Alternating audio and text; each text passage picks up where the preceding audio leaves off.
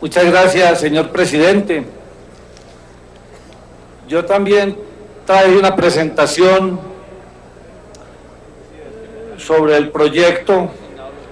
No sé si lo puedo hacer desde el atril o lo hago desde acá. Una presentación sobre lo que el proyecto comprende. Por supuesto que ya como el doctor Lemus ha hecho una minuciosa descripción del proyecto, no será necesario repetir los mismos conceptos. Centro Democrático fijó una postura en el Senado de la República donde expresa con claridad meridiana que de la reforma no le gusta, porque consideramos que la reforma no es ni equitativa ni progresiva,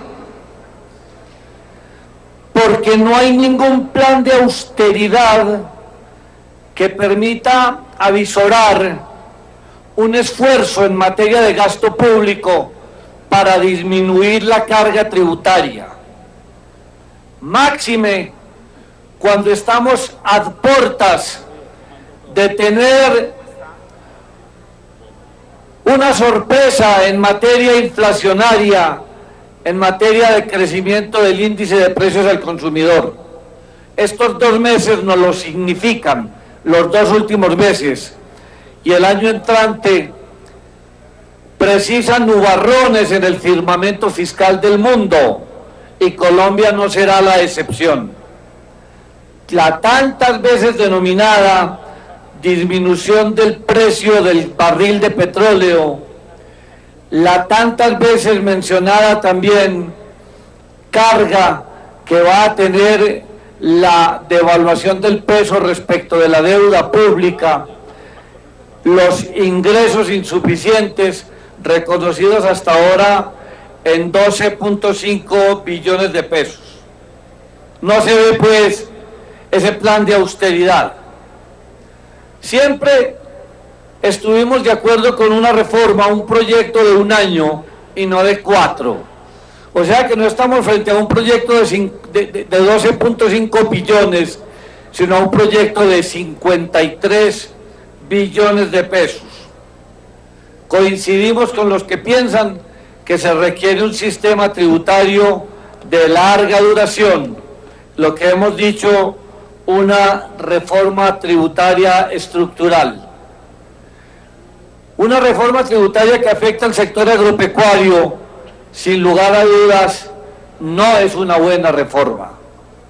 Que afecte los cultivos de mediano y tardío rendimiento, que afecte los bienes en proceso o en etapa improductiva, y que cambie solamente el impuesto de patrimonio con un nombre artificioso que se llama el impuesto a la riqueza. La agroindustria del país, pues, resulta lesionada. La competitividad también y la productividad son 2 grandes sacrificados en este proyecto. El tema del sector hotelero, que dicen que no lo han tocado en la reforma, pues claro que lo han tocado, porque lo hacen contribuyente del impuesto de patrimonio, que no lo era, y ahora nos salen diciendo que, como se llama impuesto a la riqueza, eso es otro impuesto distinto. Claro que lo tocan, claro que afectan, creando una sobretasa del CRE a aquellos que se vinieron creyendo en el país y trayendo inversiones para desarrollar el turismo en Colombia. Y claro que afecta a la clase media, y que afecta al consumidor final, y que cambió las reglas de juego para la inversión, desincentivando la inversión. Y por supuesto que también afecta, sin lugar a dudas, el ahorro al incentivar los pasivos. En esa presentación dice lo que comprende la reforma, y la reforma comprende un impuesto a la riqueza que es el mismo impuesto al patrimonio, disfrazado, impuesto que tiene las mismas bases, los mismos hechos generadores, casi que el mismo sujeto activo, el sujeto pasivo, y la misma base gravable. Lo único que diferencia son unas tarifas marginales. Aquí hay empresas que se afectan directamente, empresas que tenían contratos de estabilidad tributaria. Por ejemplo, las empresas públicas de Medellín, que de Medellín no tienen sino el nombre porque son del país. Esas empresas de todos los colombianos se ven seriamente lesionadas, a pesar de tener contrato de estabilidad jurídica firmada en el año 2008, pero como ya es que no es impuesto al patrimonio sino impuesto a la riqueza, entonces es que ya no lo toca, que ya está por fuera del marco de estabilidad. Pues no, señores, esas empresas están estabilizadas frente al impuesto a la riqueza, y deberá seguramente la justicia contenciosa ocuparse de ese tema, porque aquí lo único que se hace es maquilladamente cambiar el nombre del tributo. Impuesto a la riqueza, que toca a la clase media, por supuesto que la toca. No se puede llegar a decir aquí alegremente que son 50.000 ricos. No, señor, no son 50.000 ricos, son muchísimos colombianos a quienes les va a llegar el impuesto por vía de tarifa de servicios públicos, por afectación al empleo. Les va a llegar porque afectará, los tocará el empleo en más de un 70%. Y por supuesto que esta reforma afectará el consumo y afectará a las clases menos favorecidas por la vía de los precios de los bienes y servicios, porque al afectarse en las empresas, y lo más técnico no era el impuesto de patrimonio, lo más técnico era el impuesto sobre la renta, no tanto el CREE, que esa es otra desfiguración de las utilidades. Aquí se debe pensar en la reforma tributaria no en un bicéfalo como existe hoy, el CREE y el impuesto sobre la renta, o como también existe el IMAN y el IMAS frente a la renta ordinaria.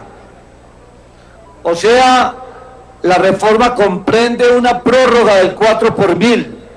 Y ahora decía alguien aquí que Oscar Iván Zuluaga había propuesto la prórroga del impuesto de patrimonio y la prórroga del 4 por 1000. Sí, claro, pero la propusimos con un fin específico, para financiar la educación extendida de 8 horas. Ese era el fin preciso.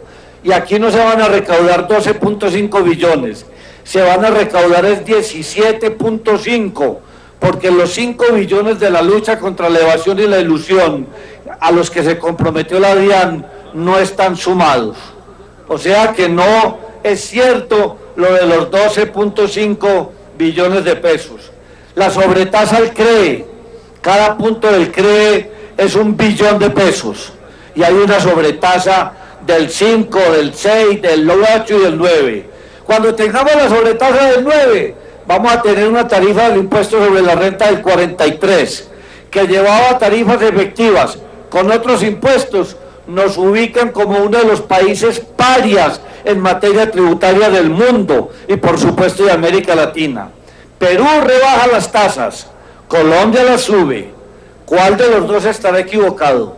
Me temo que somos nosotros. No es creando impuestos frente a unos nubarrones económicos como vamos a incentivar la economía. La economía necesita medidas anticíclicas, no procíclicas, como es esta reforma tributaria. También tiene la reforma aspectos de tipo general. Yo he mencionado aquí algunos aspectos negativos, como la tasa del CREE, que el impuesto a la riqueza fomenta el endeudamiento, la seguridad jurídica que está comprometida, está pisoteada, el recaudo final esperado que es enorme, son 53 billones de pesos.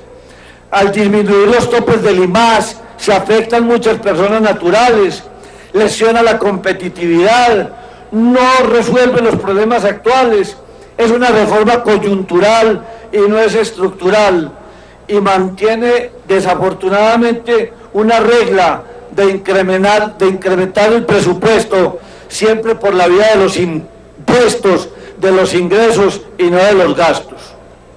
Pero también me voy a referir a lo rescatable, porque también la reforma tiene aspectos que nosotros no queremos cegatonamente desconocer.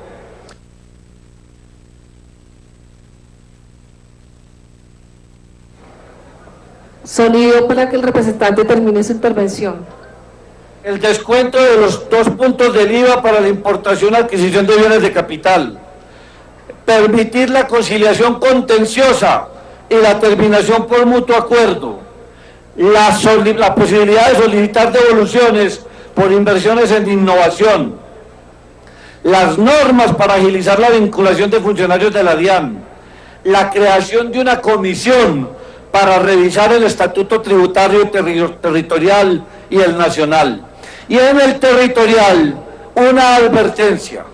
Aquí se escucharon voces de cerrarle el espacio a los departamentos respecto del monopolio rentístico de licores, de cigarrillos, de cervezas. Jamás podrá una Cámara aceptar que a los departamentos se les despoje del monopolio rentístico consignado en la Constitución Política de Colombia. A eso lo defenderemos aquí, porque aquellos importadores y aquellos negociantes de los licores quieren bajar a los departamentos de Colombia de un monopolio rentístico que se los da la Constitución y la ley. El aplazamiento al 2019 de algunas normas admisibles en medios de pago. Es decir, no todo es criticable en la reforma. Yo quiero concluir, señor presidente, porque habíamos partido el tiempo, para decirle finalmente, nosotros nos oponemos a la reforma con argumentos, pero no utilizamos la estrategia baja y la estrategia vil de obstaculizar y de ponerle talanqueras a un proyecto o a cualquier proyecto. Aquí vamos a estar, así nosotros tengamos una postura diferente y una visión diferente, y así nosotros lo podamos votar negativamente, pero aquí siempre con la argumentación que siempre nos ha caracterizado. Se lesionan las empresas públicas. Las empresas públicas, que hay una propuesta que el señor ministro iba a estudiar, de ver si se puede caber aquí que el 100% de la empresa, cuando sea pública, 100% pública, se le puede restar de la base gravable del impuesto a la riqueza, que es el impuesto al patrimonio, el tema de los activos improductivos. Ojalá esa propuesta, para que no se traduzca en mayores tarifas, sea considerada por el gobierno, señor presidente. Muchas gracias. Su señoría ya tiene ahí la lista de los que continúan. Muchas gracias, doctor Oscar.